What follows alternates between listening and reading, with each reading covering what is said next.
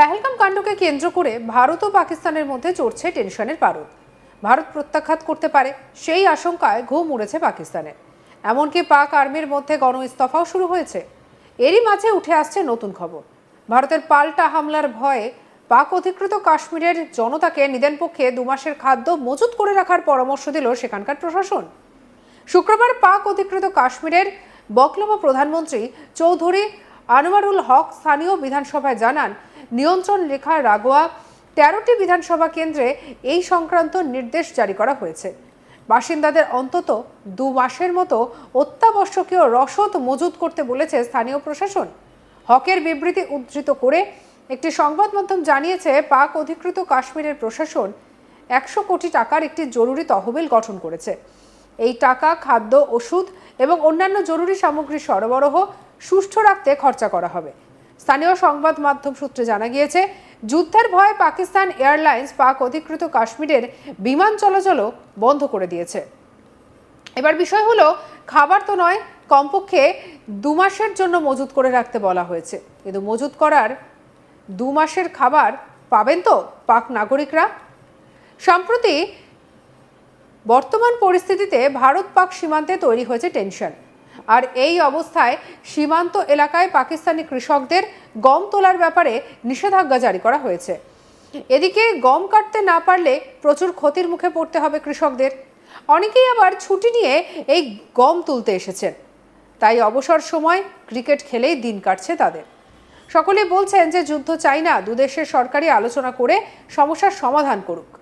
এখন প্রশ্ন উঠছে, গম তুলতে না পারলে সেই গম বাজারে পৌঁছবে না, আর গম যদি বাজারে না পৌঁছয় তাহলে মানুষ কী বা কিনবেন, কী বা মজুত করবেন, আর কী বা খাবেন? সমস্যা রয়েছে আরও। বাজারে গম না পৌঁছলে চাহিদা বাড়বে, আর বর্ধিত চাহিদার মুখে গম আরও চড়া দামে বিক্রি হবে, ফলে আরও বিপাকে পড়বে পাক জনতা। চলুন শুনে নিই একজন কৃষক মোহাম্মদ আদালত সর্দার কি বলছেন।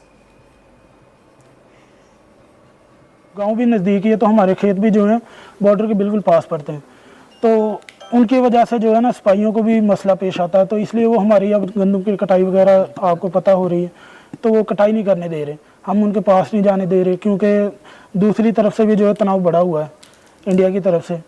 तो हमारी हिफाजत के लिए जो है ना वो हमें कटाई वगैरह भी करने नहीं दे रहे। फ़िलहाल हमें उन्होंने रोका हुआ है, तो जैसे ही अगर ये मसाइल ख़त्म होते हैं तो हम दोबारा से जो अपनी गंदम की कटाई वगैरह करेंगे। तो इससे हमें जो है ना नुकसान बहुत ज़्यादा उठाना पड़ रहा है, क्योंकि जब एक मरतबा गंदम जो है तैयार हो जाए तो जितने ज़्यादा दिन लेट होगी उसमें हमारा नुकसान है। पहले ही आपको पता है किसान इतनी ज़्यादा मेहनत करता है, कहीं की फसलों को पानी वगैरह लगाना बहुत ज़्यादा मेहनत जो है ना करनी पड़ती है, फिर जाके ये जो है 6 माह के बाद बंदा अपनी फसल लेता है। और अगर अपने टाइम पे ये काम हम ना कर सकें तो आपको पता है हम जो है इस चीज़ का शिकार होंगे, हम नुकसान बहुत ज़्यादा हमें उठाना पड़ेगा। तो हमारी जो है दरख्वास्त है दोनों मुल्कों से कि ये जो है ना अगर जंग ना हो तो दोनों के लिए बेहतरी है। চলুন শুনে নিই আরও একজন কৃষক মোহাম্মদ জিসান কি বলছেন। कटाई जो नहीं हो रही उसमें नुकसानात ये हैं कि जो हमने किसान भाइयों ने कुछ ऐसे भी हैं कि जो गांव देहात में 1-2 मुलाजिम होते हैं, उन्होंने छुट्टियां भी ले रखी हैं गंदम की कटाई के लिए। तो और ऊपर से हालात ऐसे हैं कि कटाई वगैरह नहीं हो रही और छुट्टियां भी ज़ाया जा रही हैं, और इसीलिए फिर जो है यहाँ पे बॉर्डर के ऊपर बिल्कुल ही हम वो छुट्टियां जो है बजाय गंदम की कटाई करने में, और कटाई करने से फिर जो है जब किसान जो है अपना मेहनत करता है तो फिर मुल्क भी जो है तरक्की करता है। तो अब किसान फारिग है तो उसके लिए जो है ना जितने भी नौजवान हैं जो क्रिकेट में अपना टाइम वेस्ट कर रहे हैं, हमारे जैसे भाई जो भी हैं, तो इससे हमारी हुकूमत से या जो है ना हमारे कर्नल जनरल अफसरान से रिक्वेस्ट है कि वो उस तरफ से भी और इस तरफ से भी दोनों मुल्कों की तरफ से अमन का हाथ बढ़ाएं, और ताकि जो है ना हमारे अवाम है जो पाकिस्तान की है, हिंदुस्तान की है, वो सारी की सारी जो है ना कुछ खौफ व हरास से डरी हुई है, और कुछ वैसे माली नुकसानात हो रहे हैं, वो सारे के सारे नुकसानात जो है ना वो पूरे हो जाएं, और अवाम जो है नॉर्मल अपने काम वगैरह पर वापस आ जाए और अपने माली हालात की तरफ तवज्जो फरमाए। শুনলেন তো কি পরিস্থিতি? তাহলে নিশ্চয়ই বুঝতে পারছেন, স্থানীয় প্রশাসন যতই বলুক 2 মাসের জন্য খাবার মজুত রাখতে পাক অধিকৃত কাশ্মীরের সাধারণ মানুষের কাছে তা যে খুব একটা সহজ হবে না, সেটা এক প্রকার স্পষ্ট।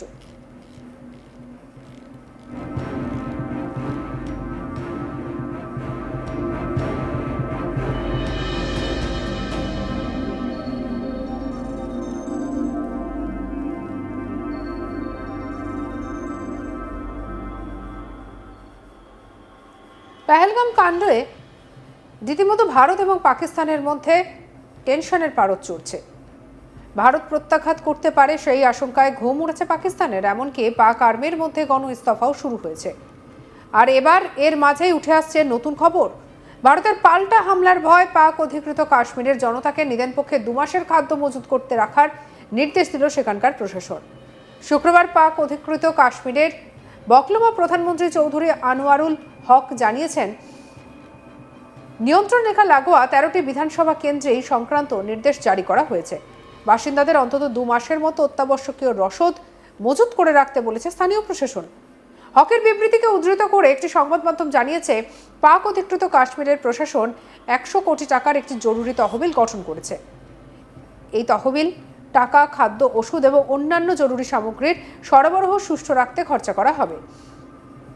স্থানীয় সংবাদ মাধ্যম সূত্রে জানা গিয়েছে, যুদ্ধের ভয় পাকিস্তান এয়ারলাইন্স পাক অধিকৃত কাশ্মীরে বিমান চলাচলও বন্ধ করে দিয়েছে।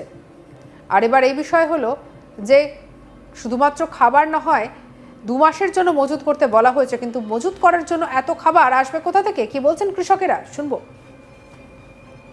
वो भी नज़दीक ही है, तो हमारे खेत भी जो है बॉर्डर के बिल्कुल पास पड़ते हैं, तो उनकी वजह से जो है ना सिपाहियों को भी मसला पेश आता है। तो इसलिए वो हमारी अब गंदम की कटाई वगैरह आपको पता हो रही है, तो वो कटाई नहीं करने दे रहे, हम उनके पास नहीं जाने दे रहे, क्योंकि दूसरी तरफ से भी जो है तनाव बढ़ा हुआ है इंडिया की तरफ से। तो हमारी हिफाजत के लिए जो है ना वो हमें कटाई वगैरह भी करने नहीं दे रहे। फ़िलहाल हमें उन्होंने रोका हुआ है, तो जैसे ही अगर ये मसाइल ख़त्म होते हैं तो हम दोबारा से जो है अपनी गंदम की कटाई वगैरह करेंगे।